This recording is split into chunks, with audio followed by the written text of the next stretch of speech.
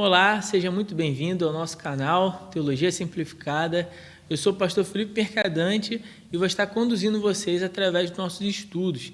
Desde já eu quero te convidar a curtir esses vídeos e a fazer algum comentário, a contribuir aqui com a sua opinião, o que você está achando dos vídeos, das aulas. Você pode colocar alguma pergunta também se você quiser. Fique à vontade para usar esse espaço, porque esse espaço existe justamente para aproximar, né? Eu, que sou o autor da revista, com você, que está aí lendo, estudando na sua igreja e talvez até como professor da Escola Bíblica Dominical aí na sua igreja, se preparando para poder exercer o seu ministério com ainda mais excelência. Então, desde já também eu quero te dar os parabéns por estar tirando esse tempinho aqui para assistir essas aulas e estar se aperfeiçoando, tá certo? Não esquece de pegar aqui o PowerPoint para você usar na sua igreja. Aí tem um link aqui na descrição onde você pode baixar os PowerPoints que você vai me ver aqui usar e para você aproveitar isso. Esse material é justamente para você usar na igreja, para tornar a lição mais dinâmica, tá certo? Então, o que for útil para você, eu já vou ficar muito feliz com isso. Bom, a nossa lição de hoje é a lição 31, que fala do coração do Pai. Essa lição tem o texto base lá em Lucas, capítulo 15, dos versículos 11 até o 32. Acredito que você conhece bem, esse é o texto da parábola do semeador. Então, vamos falar um pouco desse contexto? Vamos conversar um pouco sobre isso primeiro. Vamos entender um pouco o contexto dessa passagem. O contexto em questão é uma parábola contada por Jesus para demonstrar aos seus ouvintes a grandeza do amor de Deus o Pai. Então, trata-se de uma representação clara de Deus na figura do pai daquela família, do pecador na figura do filho mais novo, né, do filho que pega a sua herança e sai pelo mundo gastando, e do filho mais velho, o filho que fica na figura do religioso, daquele que busca a justificação pelas obras, tá certo? Esse é o filho mais velho.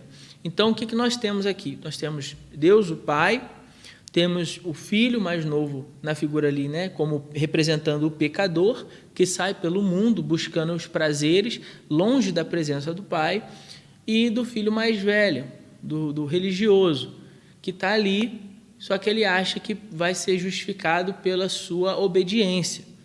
Então, ele tem um sentimento ali de justiça próprio adoecido. Então, Jesus conta essa parábola para demonstrar a grandeza do amor de Deus, certo? Então, isso fica claro ali na parábola. A ideia, né, da parábola é essa. O que mais a gente aprende ali, anterior à nossa lição aqui, antes da gente entrar na lição? A gente entende que ali o filho mais novo, na figura do pecador, é aquele que vai pelo mundo cometendo todo tipo de pecado, mas que, caindo em si, se arrependendo, pode então ser recebido novamente pelo Pai, que o perdoa, que age de misericórdia, de graça, com graça, né? Melhor dizendo. Também é uma crítica ali na parábola ao religioso, que acredita que porque sempre obedeceu, ele merece mais. E o outro não merece, né? Então, o outro deve ser desprezado, enquanto ele é que deve ser valorizado. Agora, o que eu quero que você pense, e o que a gente trabalhou aqui nessa lição, é que o coração do Pai é também o coração de Deus, representa o coração de Deus. E nós temos o que ali? Um pai e dois filhos, nós temos uma família. E mais do que isso, nós temos um problema familiar. Você concorda comigo até aqui? Nós temos um problema familiar. Imagine que ali tem um pai que acabou de ter o seu filho, foi embora de casa, saiu pelo mundo, né? E ele volta, e o filho, agora o mais velho, não quer receber o mais novo que foi embora. Então tem um dilema familiar. E a nossa tarefa aqui vai ser perceber nessa atitude do pai como nós podemos vencer os nossos problemas familiares. Como o coração de Deus, na figura do Pai, pode nos ensinar um caminho para superar os nossos problemas familiares. Afinal de contas, não existe família que não tenha problema. Na verdade, a minha tem problema, a sua tem problema, a família de todo mundo tem seus problemas, tem suas divergências, e a nossa tarefa nessa lição vai ser compreender isso, compreender como podemos vencer esses problemas, essas diferenças, essas divergências, seguindo o exemplo do Pai nessa parábola. Sei que você já deve ter ouvido uma série de mensagens sobre o pecador que precisa aceitar a Jesus, né, na figura lá do filho mais novo. Talvez você já tenha ouvido alguma mensagem a respeito do filho mais velho. Então, hoje a gente falaria um pouco apenas da figura do Pai. Talvez isso seja um pouco de novidade para você, pensando nesse aspecto do texto. Mas vamos à nossa grande ideia, então, da lição. A grande ideia é perceber nas atitudes do Pai os ensinamentos que nos ajudem a resolver os nossos problemas familiares, como o exercício da misericórdia, do perdão, da generosidade e união são as atitudes que nos levarão à vitória na nossa família. Então, é claro que você vai concordar comigo que, embora, né, como eu disse aqui, todas as famílias têm problema, a minha, a sua, nós queremos a vitória da nossa família, certo? Então, para alcançar isso, a gente precisa aprender com o Pai. E precisa aprender com as atitudes que o Pai tem ao longo dessa parábola. E isso vai sinalizar para nós um caminho para conseguirmos esse objetivo na nossa família, na nossa casa. E agora vamos entender um pouco a estrutura. Como é que a gente dividiu isso? A gente dividiu isso por cada aspecto que o Pai demonstra ao longo da parábola. Então, primeiro, o coração do Pai, que é misericordioso e perdoador. A gente vai falar mais disso. Enquanto a justiça do coração do Pai se estabelece na misericórdia, em liberar perdão para o coração arrependido. Depois, o coração do Pai, que é generoso. Então, a gente vai falar mais sobre a percepção que o Pai tem de riqueza. Isso também está aqui na parábola.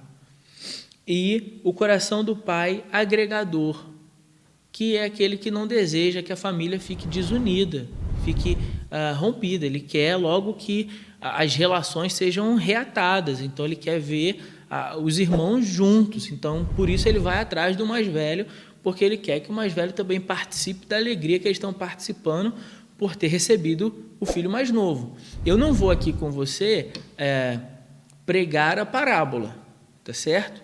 Eu vou presumir que você, como estudante, já pegou o texto e já leu aqui pelo menos 3 vezes. Lembra que a gente falou lá na primeira aula? Você já leu pelo menos o texto umas 3 vezes para entender a dinâmica que o texto decorre, tá certo? E agora a gente vai passar para a primeira parte da estrutura para a gente vir apontando a gente falou da grande lição, o objetivo maior. Lembra que eu expliquei isso também? Nós temos um porto que a gente quer chegar e para chegar nesse porto nós temos pausas pelo caminho, certo? Que vão nos deixando mais perto desse objetivo no final. Cada uma dessas etapas vai representar um outro porto desse que a gente chega, como se fosse uma pequena, grande ideia daquele parágrafo, né? A gente tem, por exemplo, quando você vai escrever um texto, você tem o texto inteiro, tem a ideia central do texto. Mas cada parágrafo, em cada argumentação, também existe uma pequena, grande ideia. É isso que eu quero que você perceba aqui nessa lição, especialmente, tá? Porque cada uma dessas etapas tem uma grande lição muito importante, que não dava só para a gente deixar em algumas folhas.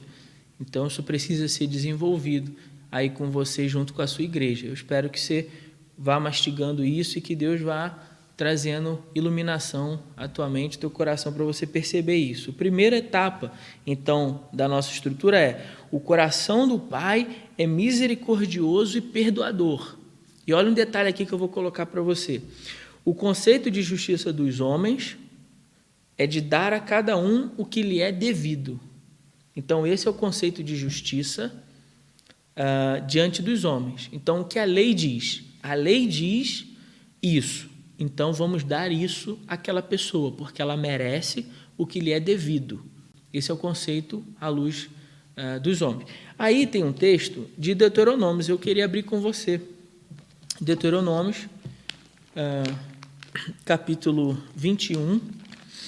Deuteronômios, capítulo 21. é importante que você entenda o que a lei diz aqui,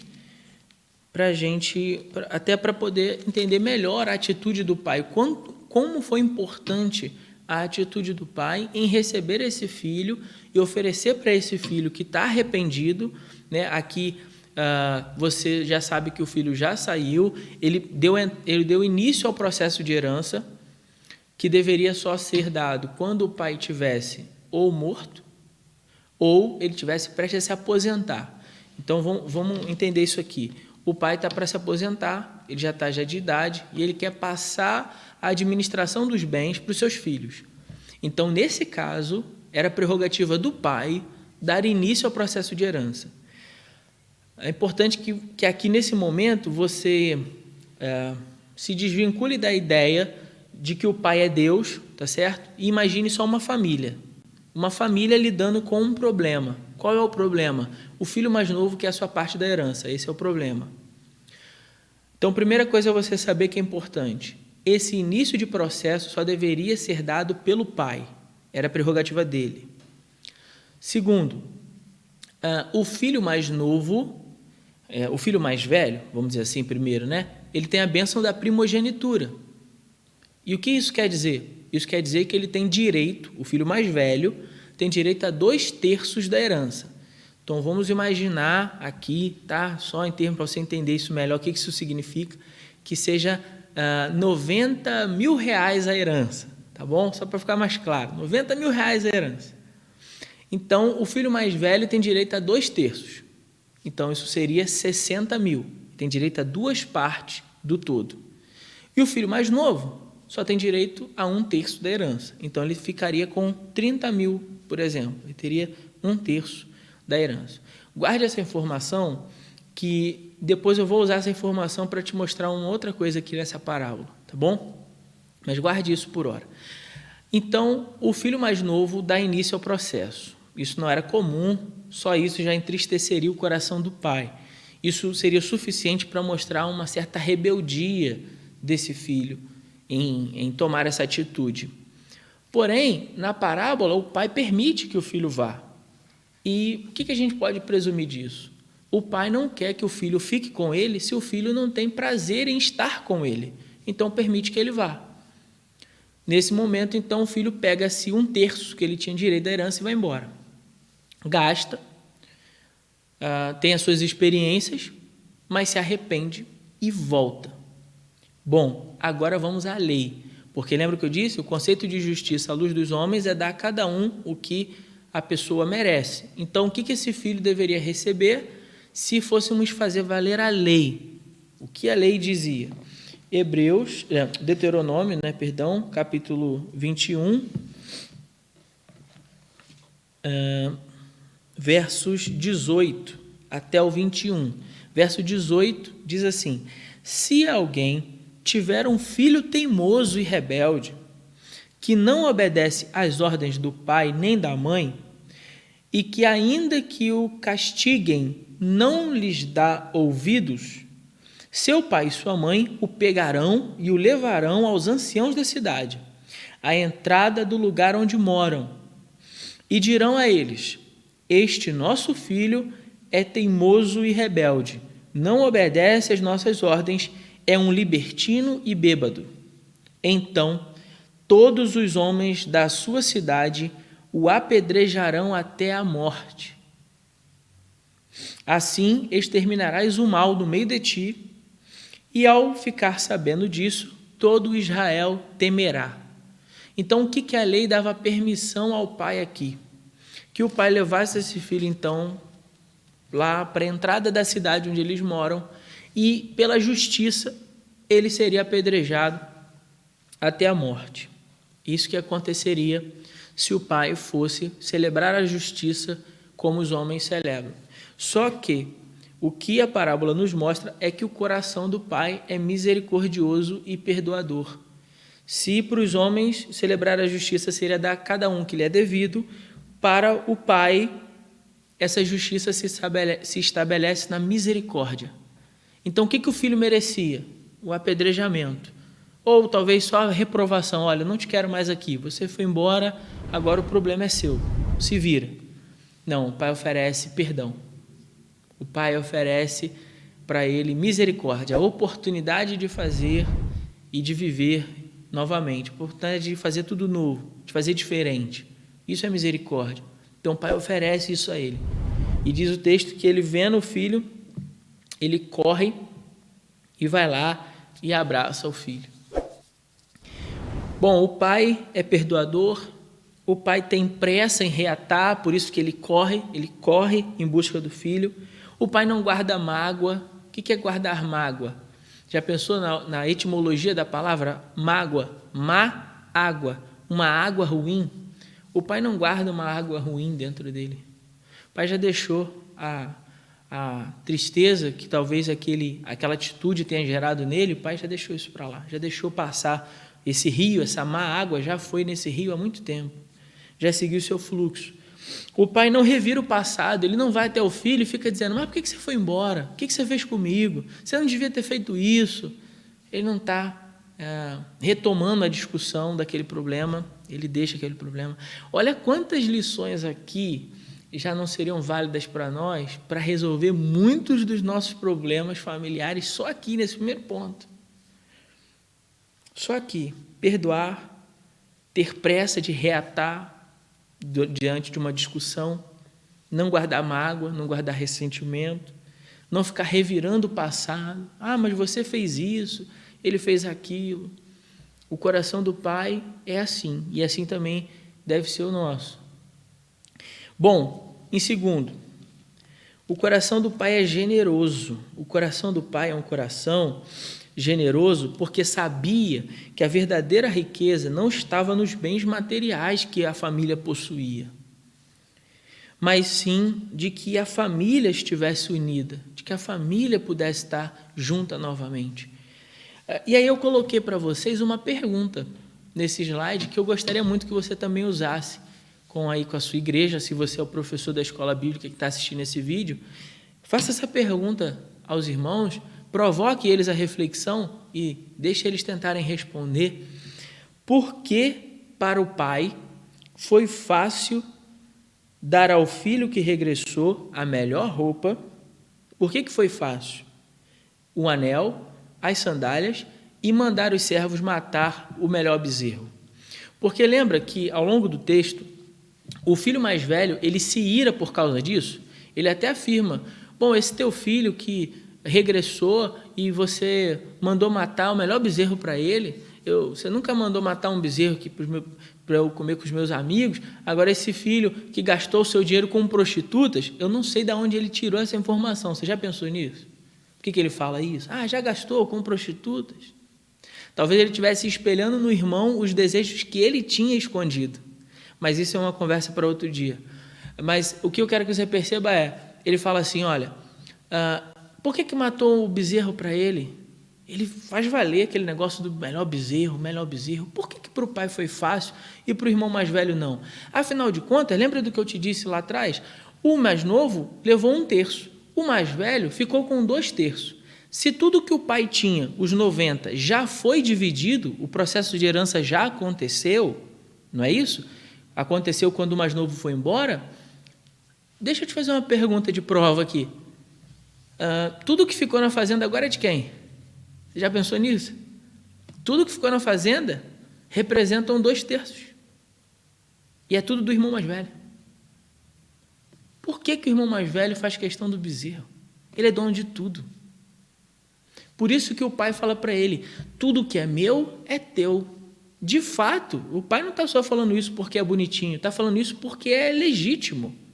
Quando foi feita a partilha da herança, o mais velho ficou com tudo. Então, o que tem na fazenda agora é do mais velho. Por que ele faz questão? E a resposta é simples. Porque para o pai, o filho, a vida do filho que voltou é mais valiosa do que o bezerro. É mais valiosa do que o bezerro, é mais valiosa do que as sandálias, é mais valiosa do que a melhor roupa, é mais valiosa do que o anel, é mais valiosa do que os bens materiais. A vida é mais valiosa do que os bens materiais. O fato da família agora estar celebrando novamente a união desse filho que estava morto e reviveu, havia se perdido e foi achado, é muito mais preciosa do que qualquer bezerro. Então, para o pai, essa questão é muito simples. Vamos matar o melhor bezerro e vamos comemorar isso, porque o que aconteceu vale muitos bezerros, vale muito mais do que tudo. E é isso que a gente precisa aprender no coração do pai. A generosidade aqui está nisso, no perceber o que de fato tem valor. E quando a gente percebe o que de fato tem valor na vida, algumas coisas, algumas discussões não deveriam acontecer. Eu tenho certeza que aí na sua região, na sua cidade, você já ouviu diversas discussões de famílias, de brigas entre irmãos, porque o pai ou a mãe morreu, deixou uma herança muito grande e agora os filhos vivem se degladiando por conta da herança que o pai ou a mãe deixou. E eu fico pensando, e se esse pai e essa mãe pudessem, de alguma maneira, participar das reuniões de divisão de bens? Será que eles ficariam felizes? Será que diriam, olha, trabalhei tanto para conquistar isso aqui, agora meus filhos estão querendo se matar por causa do dinheiro que ficou? Será que isso é mais importante? Talvez o pai dissesse, eu preferia não ter deixado nada, mas para que meus filhos permanecessem unidos. Porque para o pai e para a mãe, vale muito mais a pena que os irmãos estejam unidos do que aquela discussão que está acontecendo por causa dos bens materiais.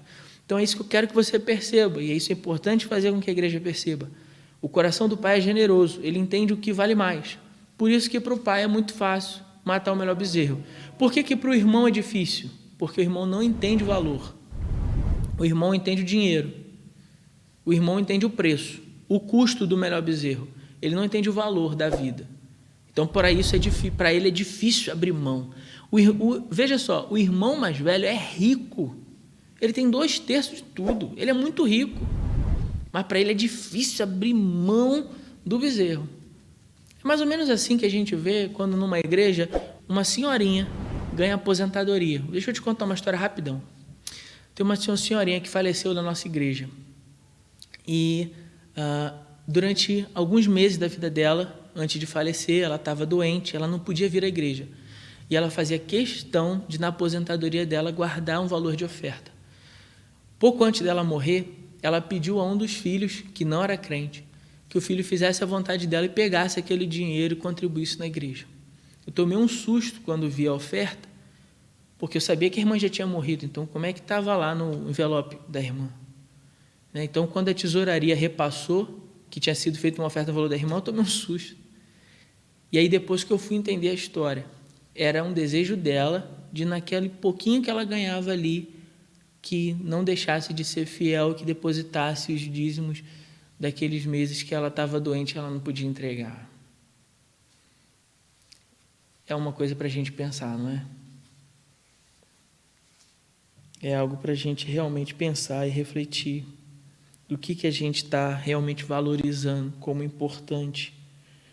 Então, o coração do pai é generoso. O que mais?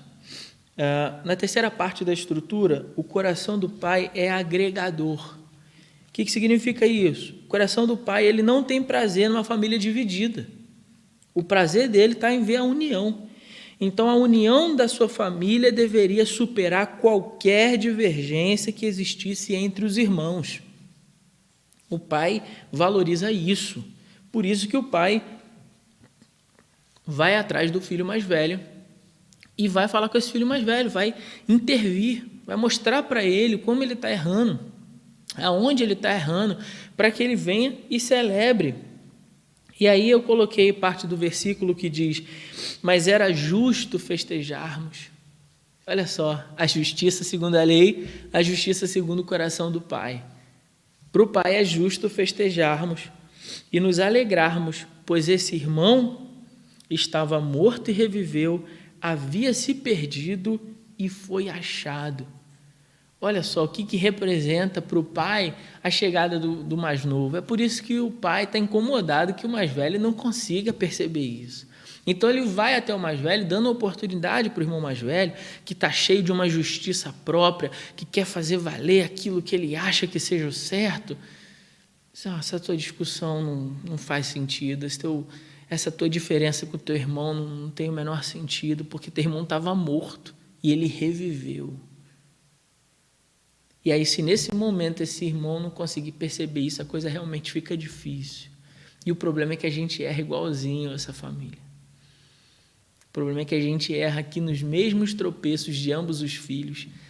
E o caminho para a gente corrigir isso seria o coração do Pai. Então, a união da família. O que é mais importante? Que a família esteja unida. Então, a gente tem diferenças, natural. Né? Na sua família, eu acredito que tem diferença também. Às vezes, briga entre irmãos. Tem isso aí? Não, tem não, né? Só na minha família que tem isso. Na sua, tenho certeza que não tem. Né? Nenhum irmão briga, ninguém não tem discussão, ninguém xinga ninguém, né? Quer bater em ninguém, não. Na sua, tenho certeza que não. Na minha tinha. Na minha sempre teve. Mas o fato é que a gente precisa aprender que no coração do Pai a gente consegue superar as nossas divergências. Superar as nossas divergências para que a família permaneça unida. E para a gente fazer as nossas considerações finais, afinal de contas, eu já praticamente preguei aqui para você um sermão, né? Não tem como, esse texto toca muito o nosso coração, mas eu quero ressaltar aí para a gente fechar. Precisamos aprender com o Pai a desenvolver um coração que seja misericordioso e perdoador, generoso e agregador, pois são essas as atitudes que nos levarão à vitória nas nossas famílias, nas nossas relações familiares, melhor dizendo. Afinal, uma família vencedora não é aquela que não passa por problemas, mas sim aquela que consegue superar os seus problemas e permanecer unida. Essa é a família vencedora. À luz da palavra de Deus, qual é a família vencedora, pastor? Não é uma família perfeita, mas é uma família que consegue superar as suas diferenças. E por que ela consegue, pastor? Porque ela encontra no coração do Pai o caminho para isso, as atitudes do Pai. E ao espelharmos as atitudes do Pai como bons filhos, diferente desses dois, mas como bons filhos que espelham o Pai, a gente vai espelhando assim na nossa família, vai conseguindo vencer as nossas dificuldades também nas relações familiares. Eu peço a Deus que no nome de Jesus gere em você, em mim, em nós, um coração como o do Pai e nos ajude a vencer também os nossos problemas familiares, amém? Não deixe de curtir esse vídeo, não deixe de colocar aqui nos comentários aquilo que você quiser, uma pergunta, uma dúvida, um acréscimo. Fique à vontade para comentar, mas comente, é importante que você comente alguma coisa, porque, não sei se você sabe, a plataforma do YouTube ela funciona de acordo com as interações. Então, quando você aperta o joinha, isso é muito bom. Se você ainda não apertou nos outros que você já assistiu, dá um pulinho lá depois, né? Agora, quando vai terminar esse vídeo, e aperta lá no joinha, porque tudo isso ajuda com que a plataforma entenda que esse vídeo é bom e mostre para mais pessoas, e com isso você me ajuda a gente abençoar juntos outras pessoas. Só fazendo isso, apertando o joinha, comentando alguma coisa. Não deixe de pegar o link, o download aqui do PowerPoint para você aproveitar aí na sua igreja também, tá bom? Um grande abraço e que Deus te abençoe. Até a nossa próxima aula. Tchau, tchau. Bom, meu irmão, se você chegou até aqui nesse vídeo, eu quero te fazer uma pergunta. Alguma vez você já foi convidado para pregar e você ficou perdido sem saber como se preparar, como preparar o seu sermão? Ou de repente você até escolheu o texto, você orou, né? E escolheu o texto, mas depois quando você ficou diante do papel, você ficou travado, sem conseguir ali desenvolver e organizar as ideias para te ajudar no momento que você estivesse na frente da igreja para entregar o seu sermão? Se alguma vez já aconteceu isso com você, eu quero convidar você a participar do meu curso chamado Curso Cartilha do Pregador.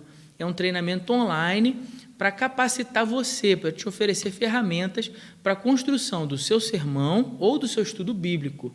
E não só isso, não. Você vai aprender essas ferramentas e você vai aprender a como apresentar o seu sermão com muito mais desenvoltura para os seus ouvintes. Se você também se interessa por isso e você quer se aperfeiçoar para realizar o seu ministério com ainda mais excelência, clica no link abaixo desse vídeo aqui na descrição e eu te vejo na nossa primeira aula. Um grande abraço e que Deus te abençoe.